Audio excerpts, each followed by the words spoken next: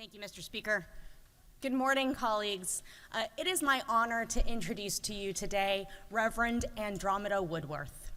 Reverend Woodworth is originally from Atlanta proper and graduated from Grady High School, now Midtown High, and Oxford College, Emory College, and the Candler School of Theology, all of Emory University. Andi is an ordained elder in the United Methodist Church and has served churches in various roles in Aragon, Rome, and helped found Neighborhood Church in Atlanta in 2016 alongside her co-pastor, Andi. Andi has 3 brilliant and creative children, Danny, who is 14, Cameron, who is 13, and Charlie, 12, and they are all joined us today up in the gallery. Andi loves, thank you.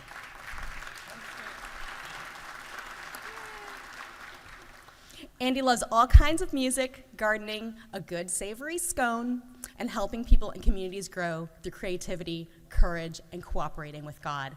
And just on a personal note, I want to say that Neighborhood Church is absolutely the heart and center of my community. The first time I went there was when the Scouts had a Pinewood Derby tournament in their basement. They host Girl Scouts, they host neighborhood meetings, they have a food pantry, a preschool. So when I think of Neighborhood Church and when I think of Reverends Andi and Angie, I think of the heart of our community, and I'm so glad to share their words with you today.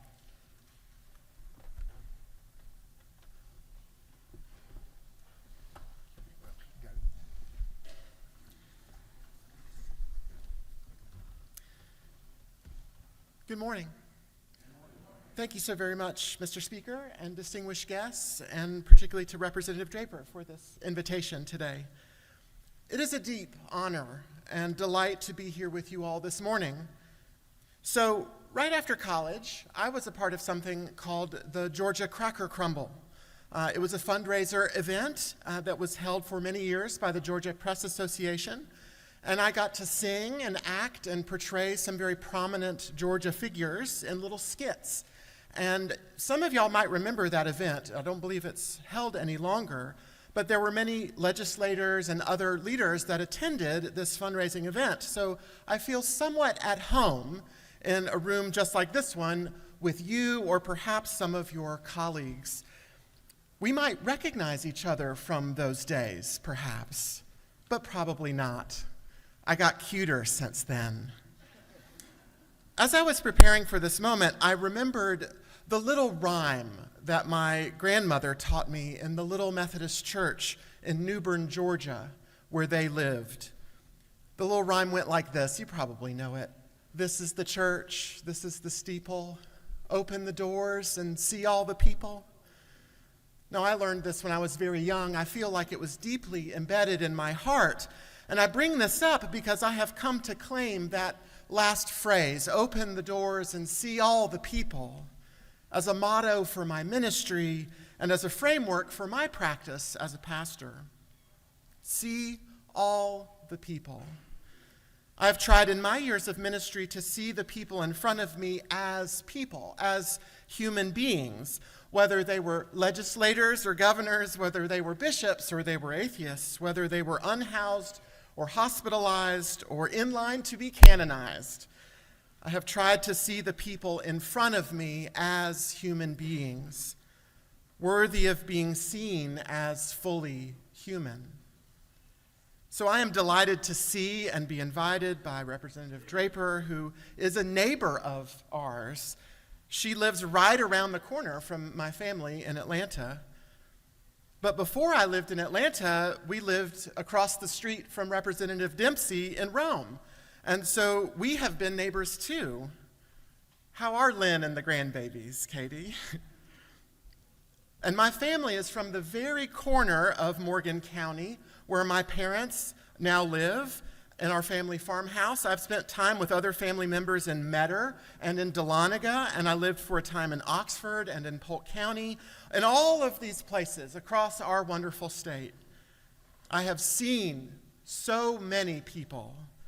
As different as we were all loved by God. And all of us are fully human, deserving of the things that we need to thrive. I want you to know I want you to know that I see you as fully human. I want to invite you to join me in what we call, in my tradition, a spiritual discipline. And this discipline is to try to see all the people as we are, not as we might imagine us to be. See, I know that the labels that we put on other people, even the roles that we step into, can in some ways be dehumanizing.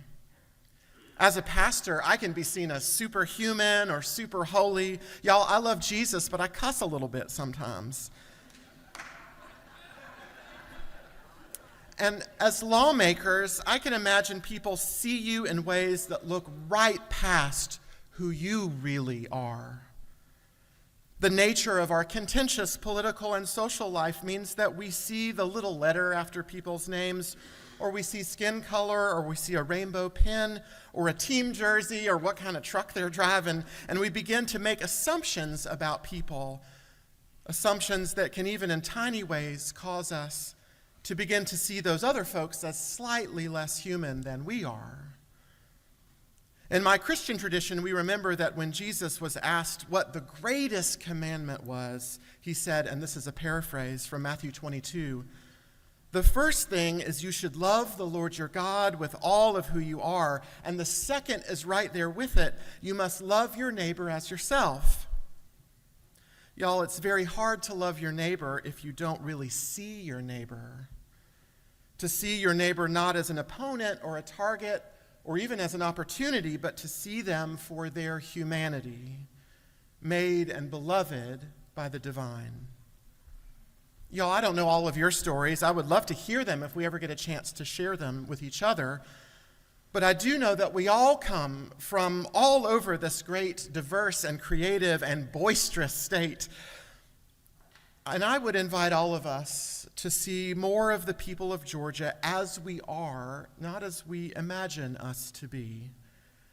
I'd love to go on a walk on the Beltline with you sometime here in Atlanta, or to ride around with you in your community if we ever get a chance, to see more about how the people of Georgia are in 2024.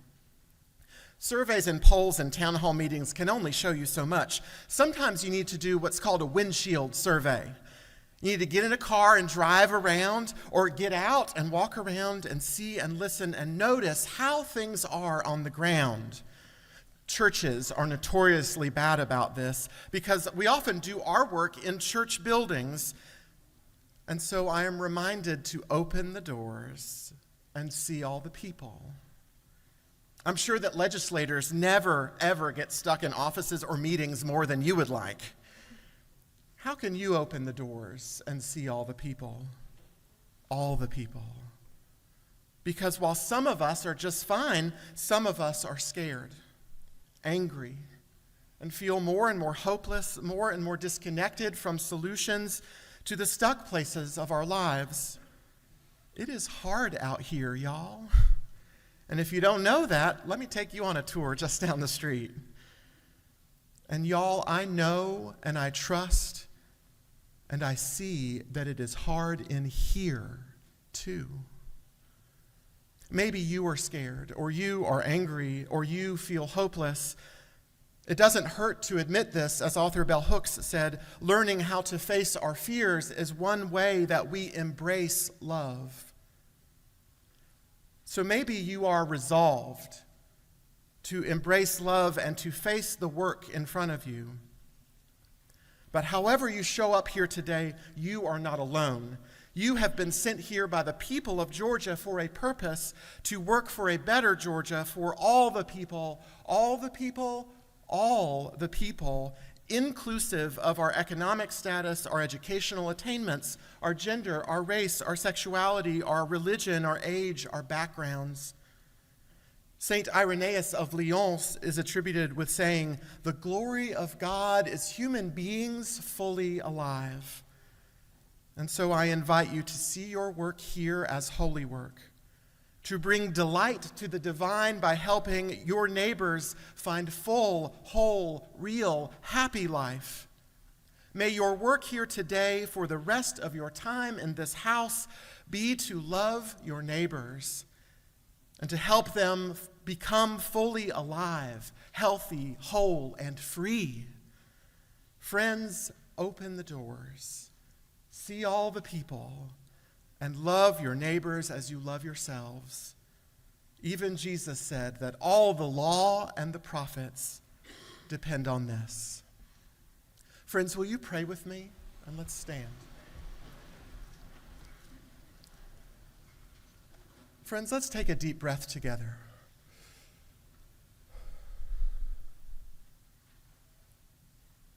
O God of many names, everlasting and eternal one, we give you thanks for this day that you have made and for this world that you have made.